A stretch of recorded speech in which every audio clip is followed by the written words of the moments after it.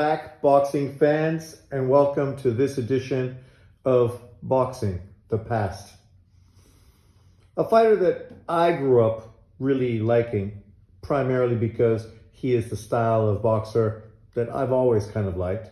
A guy with hunt you down, beat you up, stop you kind of power. And that was John the Beast Mugabi. To put things into perspective, when the Beast Mugabi had his biggest opportunity to fight for the middleweight world title against Marvin Hagler, I was a Beast Mugabi fan.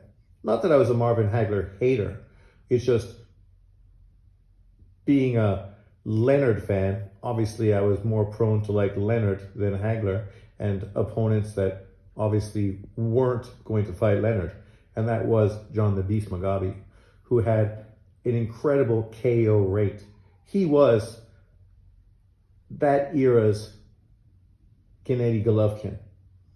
Strong jab, big power, hunt you down, break you down, beat you up. He was a very entertaining fighter. And if you've never seen his fight against Marvin Hagler, then count it a must. You definitely need to go and check out that fight because it was a war. And many people feel because of that fight with John the Beast Mugabi, that's what gave Leonard the confidence to come out of basically 3 years of inactivity to take on the middleweight champion in Marvin Hagler, because he felt that the Beast Mugabi took something out of Hagler and he would be able to capitalize on that. And inevitably he did. And he was proven correct in that.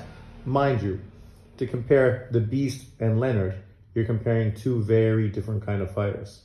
The Beast Mugabi would bring the fight to you, whereas Leonard was a much more skilled fighter, able to bring the fight to you, or able to fight off his back foot, use his jab, control distance, and use combination punches to win rounds, which is what he obviously did against Hagler. It would have been a fool's errand for him to bring the fight to Marvin Hagler, being the smaller fighter and not the more natural middleweight. The fight between Hagler and the Beast lives in infamy. You know, it's just one of those fights that no matter how many times you see it, it's still a great fight. I don't know how many times I've went back and I've watched it and rewatched it, but obviously it's entertaining every single time. It's kind of like going back to watch that David Tua versus Ike Ibuchi fight. And if you've never seen that, probably the best heavyweight matchup in history. What a war that fight was.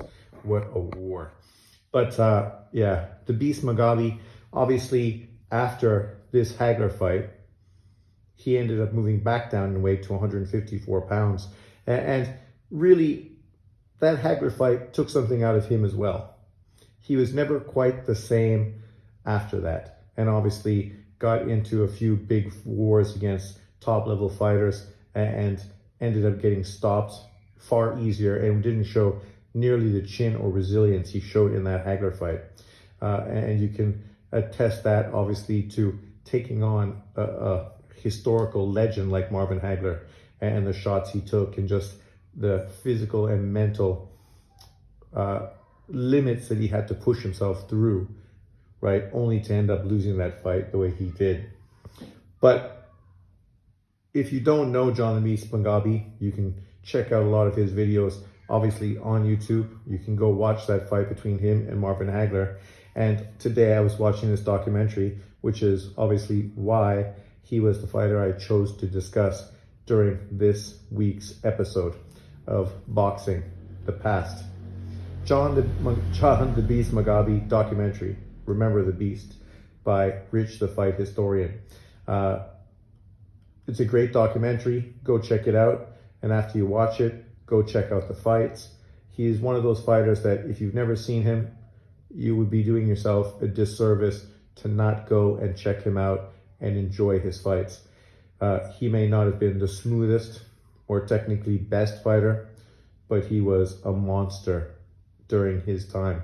So thanks for watching. Leave your comments below. Which fighter from the past did you like?